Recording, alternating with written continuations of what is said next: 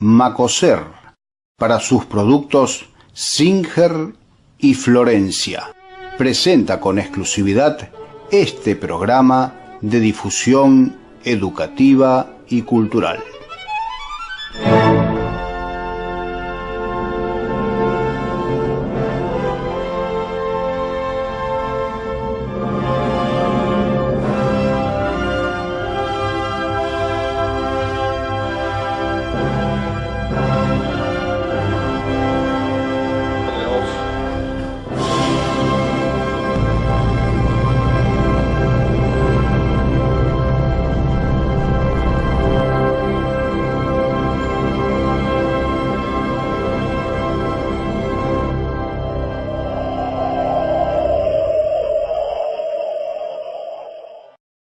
En este bloque de huellas vamos a abordar un tema que tiene que ver con una institución, o mejor, con el miembro de una institución que ha tenido a lo largo de la historia de la ciudad, de la historia de la humanidad, una fuerte presencia y una fuerte influencia. Y este personaje de esta institución, que es la Iglesia, este cura, este sacerdote, realmente ha encarnado esto que decimos de una Iglesia muy presente en toda la actividad de la comunidad. Un hombre que, ya nos va a contar en detalle Arturo, ejerció su sacerdocio en la ciudad ni más ni menos que por 47 años. Nos referimos al padre Borelo, al padre Carlos Borelo. Arturo,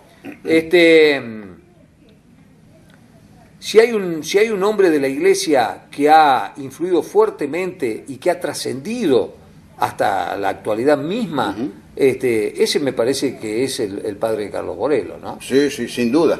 El padre Borelo ejerció acá en San Francisco desde el año 1913 y estuvo hasta el fallecimiento. 1913, una diócesis muy chica. En ciernes, digamos. Claro.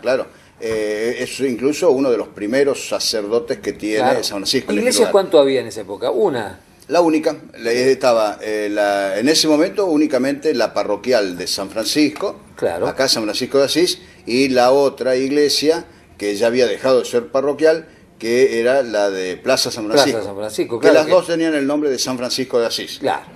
Cuando decís la parroquial de San Francisco de Asís, nos referimos a lo que hoy conocemos la que estaba construida en el sitio donde ahora está la catedral. Claro. Que llegó a ser catedral esa iglesia. Ese edificio ahí funcionó como catedral unos pocos años hasta la demolición, desde el año 61 al 66. Así que en 1913, cura jovencito, ¿de dónde venía? Bueno, el padre Carlos Borelo había nacido, era piamontés. Él había nacido en Cuneo, en el año 1885. Y en Italia él comienza sus estudios religiosos con la idea de ser sacerdote. Luego, con su familia, como tantas otras familias italianas y piamontesas, llegan a la República Argentina y él continúa entonces aquí en el Seminario Mayor de Loreto los estudios religiosos hasta ser consagrado sacerdote. Claro. Así que la primera misa de él, esto es en Córdoba. O sea que es un hombre de 27 o 28 años cuando llega acá.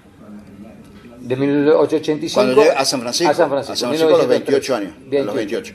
Pero él, alrededor del año 1910, a los 25 años, es ordenado sacerdote y la primera misa la da en Villa Escazú, en Córdoba. En Córdoba, sí. Córdoba. Después, desde ahí, pasó a Colonia Carolla, fue religioso muy poquito tiempo en cada lado, ¿no? Estuvo como religioso en Colonia Carolla, luego en Morteros, que era una localidad chica en el norte de San Justo en aquel momento. Borelo es designado para venir en el mes de agosto de 1913. Bien. Como decís vos, un pueblo chico, una iglesia sin terminar, pero una iglesia no estaba terminada. Entonces, él se instala acá, no sé con qué expectativa, porque venía siendo trasladado, tenía actividades muy cortas en cada una de las localidades donde estuvo antes, en Carolla, en Mortero, y venía inmediatamente ya en el año 13 a San Francisco, siendo una persona muy joven, 28 años tenía, ¿no es cierto?, cuando él llega aquí. Entonces, las actividades que comienza a desarrollar en ese pueblo con muchos piamonteses también. Claro que se habla, cuando hablamos de 1913 tenemos que pensar en un... Ni era ciudad San Francisco todavía. No, porque fue en el 15, ¿no es En cierto? el 15 fue ciudad. Tenemos que pensar en 7, 8 mil, 9 mil habitantes, y donde el idioma popular era el Y piamontés. sí, de todavía. muchísima gente, con una colonia, digamos, bastante grande, con muchas familias en el campo. Claro. En fin, esa fue un poco la misión que él tenía, la de ir incluso por los campos, en volantas, en carruajes Claro. de caballo en esa época, ¿no?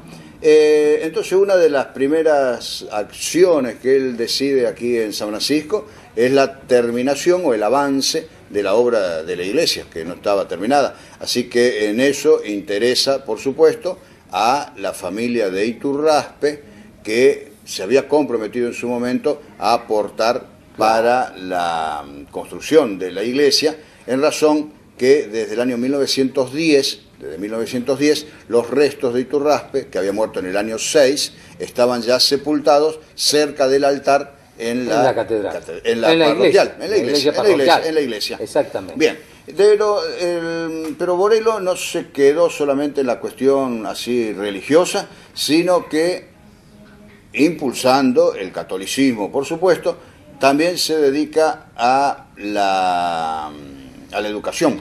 Le da mucha importancia al tema Le dio educativo. mucha importancia al tema de la educación. Hay instituciones de la ciudad que Sí, tienen la fueron marca gestionadas por él. sí, claro, fueron, digamos, de alguna manera impulsadas por el cura Borelo. Uno de los primeros casos es que en el año 1914 y 15 él ya comienza gestiones, digamos, de la época que estamos hablando, por la comunicación, y eran gestiones internacionales. Claro, tenía que mandar una carta que demoraba 3 meses. Claro, por supuesto, a través del arzobispado de Córdoba. Acá nosotros dependíamos, no había obispo, acá Claro. se dependía de Córdoba como autoridad superior, para conseguir que desde Barcelona se envíen a San Francisco religiosas de la Orden de la Inmaculada Concepción, que él las hace venir para el hospital, porque el hospital se inaugura en el año 16, Claro. en febrero del año 16. Con un fuerte aporte de la familia Iturraspe. Por supuesto, con un fuerte aporte de la familia Iturraspe. Entonces, con esos apoyos, con apoyos políticos también, y ante la necesidad que había, se trae a una delegación que viene directamente desde Barcelona a San Francisco para radicarse en esta ciudad, o en este pueblo, ciudad ya para esa época, Sí. en el 16 de la ciudad, para trabajar en el hospital. Bien. Y Para trabajar en el hospital, esa era la función. esa fue la primera función. ¿Y cómo recalan después en la fundación del Instituto Inmaculada Bueno, Concepción? porque precisamente en lo que había sido la casa de aquel cura Terzuolo, que estaba frente a la Plaza General Paz, del otro lado, sobre calle Avellaneda, estas religiosas comienzan de a poco a dar clases a niñas. Claro. O sea, era como para dar una orientación educativa a chicas que, pasado el tiempo y poco tiempo, Sí. porque se consolida rápidamente esa institución educativa y surge entonces el proyecto de crear lo que fue el Instituto Inmaculada Concepción, Claro. que es el Instituto Inmaculada Concepción, ahora de la Orden de Fasta, Fasta. de Sí, Santo señor. Tomás de Aquino. Sí, señor. Ese colegio, ¿no es cierto?, comienza a funcionar frente de la Plaza General Paz, e inmediatamente después ya se consigue el terreno, que es toda la manzana de Sáenz Peña, ¿Dónde funciona Jerónimo del actual? Barco, claro, Irigoyen y Echeverría, donde funciona actualmente, y ahí se comienza después, poco tiempo, años después, alrededor del año 20, la construcción del edificio Claro, actual, porque prácticamente el grueso del edificio actual. El Instituto Inmaculada Concepción data del 18, 17. del 17. Del 17. Yo lo tengo registrado como del año 17, y en el 20 por ahí empiezan la construcción de ese edificio que se va habilitando después por Bien. parte, y donde tenían incluso internado. Tenían un internado. Para chicas, claro. Claro, para las chicas, las hijas de gente Que funcionó hasta... que vivía en 20 el años campo, atrás. no sé, claro, generalmente era gente que vivía en el 20, campo, y entonces las chicas pasaban meses, ¿no es cierto?, Claro. Alojadas en el instituto, donde tenían toda la atención de un hospedaje y educación, e incluso estaban las medias pupilas, que que las medias pupilas eran hijas de familias de San Francisco que las enviaban a estudiar en el lugar, estudiaban, almorzaban, comían en el colegio y retornaban a dormir en su casa. Volvamos a Borelo. Borelo entonces gestor de la llegada de la Orden de la Inmaculada Concepción para el Hospital Iturraspe y luego deriva en lo estudiantil. Incluso, en el Hospital Iturraspe todavía permanecen son de otra orden. En el hogar de ancianos. Sí, pero son de otra orden. Ah, ya son monjas. Ya de la Inmaculada Concepción no hay nadie. No hay más nada. No hay más nada. Bien. Ya es otra orden religiosa, como hay otras órdenes religiosas en el hogar de El de Cienro. Claro. Los maristas también... Y con los maristas ocurre lo mismo, pero ahí ya directamente para tener la función educativa que tienen la orden de Champagnat. Pero eso es gestión de Borelo también. También es gestión de Borelo. Y eso se inaugura en el año 1927. O sea que, digamos, de alguna manera, consolidado ya para el año 25, 26, el Colegio Inmaculada Concepción, Borelo ya venía trabajando sobre la línea de los varones. Claro. O sea, qué educación religiosa le dábamos a los varones. Entonces ahí es que trae, ¿no es cierto?, a la orden de los hermanos maristas a San Francisco. Completa Claro. y una oferta educativa religiosa para hombres y para mujeres. Sí, incluso. Qué visionario, qué tipo inteligente y activo, ¿no? Claro, pero además hacía una distinción. Fueron, digamos, los primeros colegios privados, religiosos, ¿no es cierto?, pero también con un nivel educacional alto. Es decir, como había acá en la región aquel antiguo concepto de enviar al alumno, digamos, que tenía algunos problemas de conducta, que fuese al colegio religioso de Viñot, claro, ¿no es cierto? Acá, cuando los padres querían también una educación mayor para su hijo o mejor, le enviaban a cualquiera de los dos colegios religiosos. Claro, sí. Obviamente eran privados y era para alguna gente. Claro, el acceso lo limitaba la posibilidad de pagar la cuota. Claro, y para la época hay que tener en cuenta que únicamente como educación secundaria teníamos la escuela normal. Normal, claro. Bien. Borelo entonces vinculado, bien preocupado por la cuestión educativa, sabiendo la importancia que esto tiene, pero no fue un tipo que, no fue apolítico, digamos. No, para nada. Incluso Borelo integraba aquí en San Francisco una entidad que identificaba a los que, digamos, al pensamiento fascista, claro, ¿no es cierto? Desde acá, que seguían las políticas de Mussolini a la distancia, por supuesto, allá en Italia, de Benito Mussolini, y él pasa a integrar aquí en San Francisco la comisión de la entidad que se llamaba Dopo Lavoro. El Dopo Lavoro era una institución social, filopolítica y con una tendencia hacia el fascismo, claro, que desaparece, por cierto, después de la Segunda Guerra Mundial con la caída del fascismo en Italia. Pero aquí en San Francisco agrupaba a personas muy destacadas, artistas, intelectuales, como Italo Batelli, claro, el pintor que teníamos, Ernesto Lazzarini, el propio Ricardo Tampieri. Estaba, digamos, de alguna manera representado por personas que, como en el caso de la Iglesia, el padre Borelo, por intelectuales, como te dije antes, por Lazzarini, por Batelli, por empresarios, como el caso de Tampieri y otras personas prominentes con actividades económicas importantes dentro de la ciudad.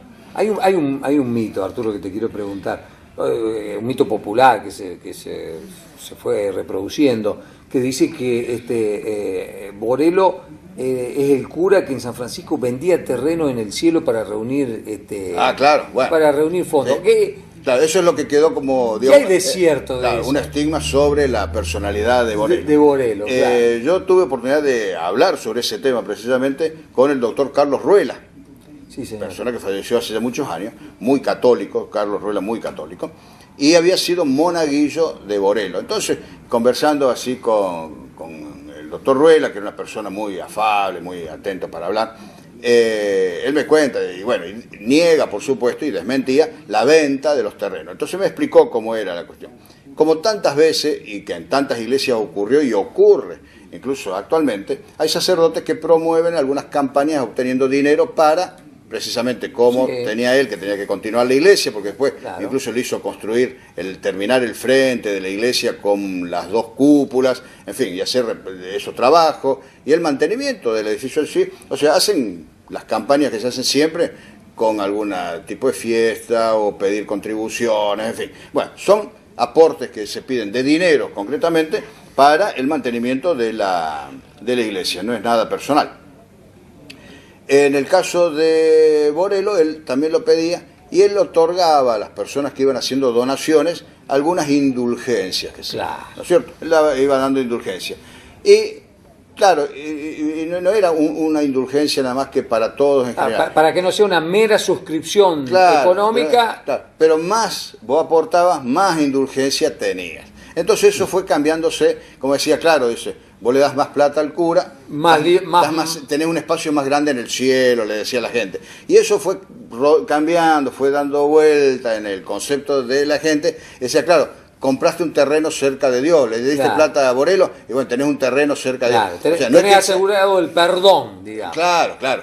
Y más ponía como más perdonado estaba, pasaba por ahí. O más Dios podía hacer. Eso se dio vuelta, ¿no es cierto? Se dio vuelta como que vendía terreno. No podía ser, ¿no es cierto?, que incluso menos lo iba a decir un sacerdote que iba a estar ofreciendo algo terrenal, ¿no es cierto?, en algo celestial, como está tan marcada en una cuestión religiosa esos niveles, ¿no es cierto? O sea, de ninguna manera podía vender un terreno en el cielo. Sí, lo que él otorgaba eran esas indulgencias. Pero eso fue cambiando y quedó como y al día de hoy vos hablas con gente grande y te puede decir, Borelo, el que vendía terrenos en el cielo. Eso es una cosa que no se la puede sacar de arriba. Que no es ni bueno ni es malo, pero es algo que le quedó a él por esa actitud. Claro, porque salían a recaudar dinero y bueno, tenían que pedir, y él daba algo, a cambio daba indulgencia, o rezaba por esta gente en las misas, los mencionaba, en fin, eso era lo que ocurría. Bien. Y la otra acción también importante de Borelo fue que también por su gestión fue una persona muy activa en ese sentido, de traer a San Francisco la orden de los misioneros de la Consolata. También la Consolata. Y claro, porque él trae, ¿no es cierto?, sería en español sería la orden de la Virgen de la Consolación. Sí, señor. Nuestra Señora de la Consolata, que es la patrona del Piamonte, de donde era él, y entonces él, en contacto con sacerdotes piamonteses, que eran a la vez autoridades dentro de la orden de los misioneros, él viene acá el padre Ricci, el padre Bosco, que fueron figuras, ¿no es cierto?, iniciales en el lugar, donde consigue que venga y se construya la iglesia actual de Nuestra Señora de la Consolata, y con unas dependencias en torno de la iglesia, que existen obviamente actualmente, que fueron el lugar de alojamiento de los primeros estudiantes o aspirantes a misioneros, seminaristas. Claro. Los primeros seminaristas para misioneros de la Consolata estaban hacer ahí. sus primeros pasos allí. Ahí. Alojados allí. Claro, y hay que tener en cuenta, la persona que, digamos, organizó después, digamos, la parte administrativa de la llegada de los misioneros, porque había que también juntar dinero para hacer... Para alojarlos. Para hacer el edificio. Claro. Para hacer el edificio, fue Atilio Godino, un destacadísimo empresario de la época. Luego de conseguida la Consolata, quieren hacer lo que era el seminario menor, que le llamaban un seminario menor, que es el edificio que tiene actualmente la Universidad Tecnológica en San Francisco. En algún momento se lo transfieren. Claro, ese edificio prácticamente fue construido, sin terminar, por las misiones consolatas aquí en San Francisco, con mucho aporte de dinero de gente de San Francisco, en un sitio que era apartadísimo en la ciudad para aquella época. Para la época, claro. Claro, estaba en el medio del campo, en una superficie importante de terreno, que es todo lo que es la UTN ahora y que después la UTN amplió todavía, ¿no es cierto? Pero ese edificio de la UTN era el seminario menor de los misioneros de la Consolata en San Francisco. O sea que es una derivación también de esa obra del padre Carlos Borelo. Mirá vos cómo ha dejado su marca en la ciudad el cura Borelo, ¿no? Incluso, te digo, se habla del cura Borelo o habla del cura Borelo gente que no perteneció a su generación. ¿Cómo fueron los últimos No, años? él estaba aparentemente bien porque estaba participando de unos ejercicios espirituales en Córdoba, le dio un síncope y murió.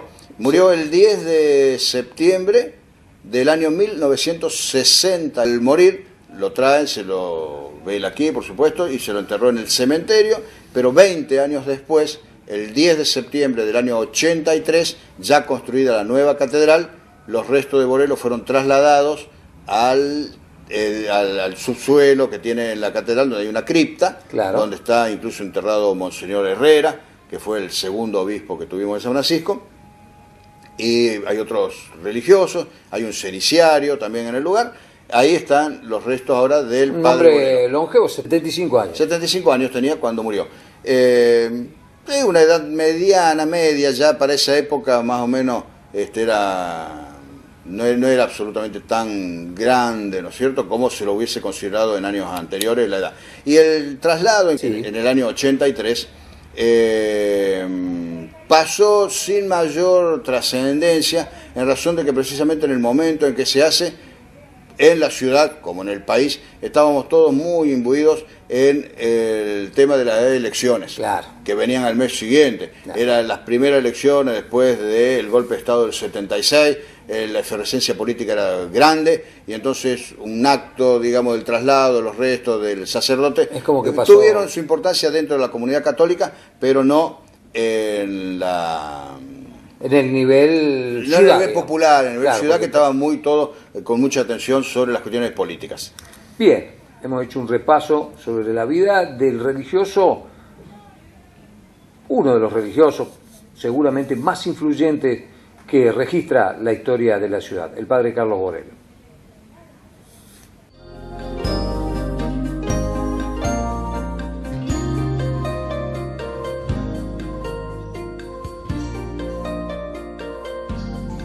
En San Francisco, distintos espacios tienen los nombres de vecinos que en alguna oportunidad han trabajado en beneficio de la comunidad.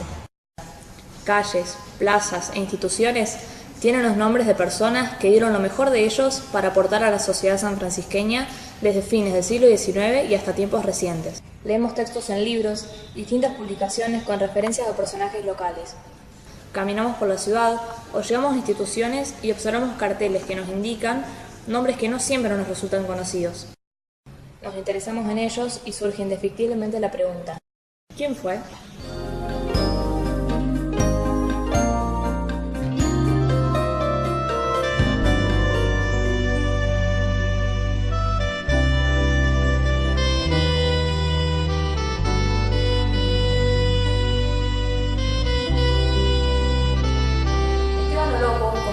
Consiguió transmitir más allá de las fronteras regionales el panorama de la llanura que los cobija y obtuvo con ello reconocimientos que valorizan su larga trayectoria en el terreno de las artes plásticas.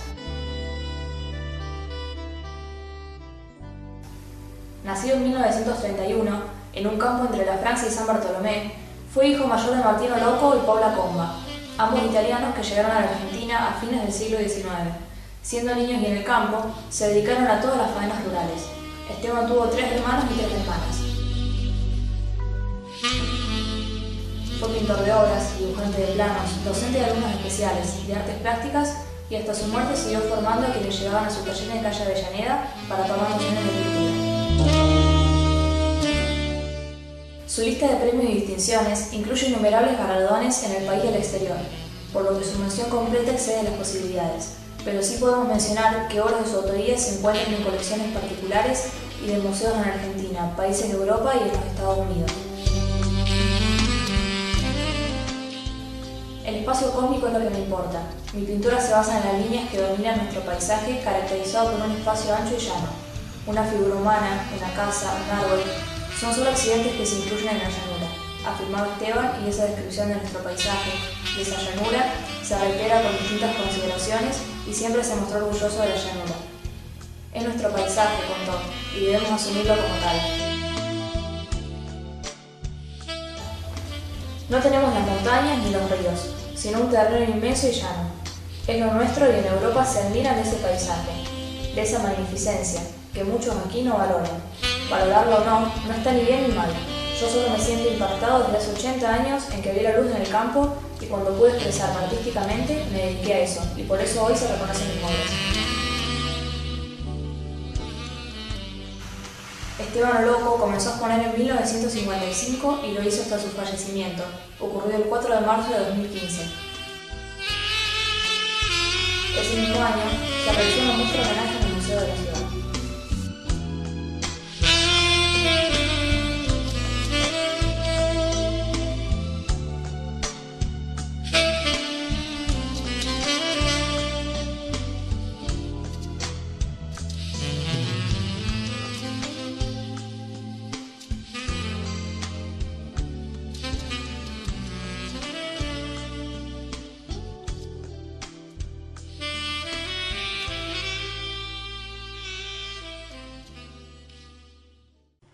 Macoser, para sus productos Singer y Florencia. Presentó con exclusividad este programa de difusión educativa y cultural.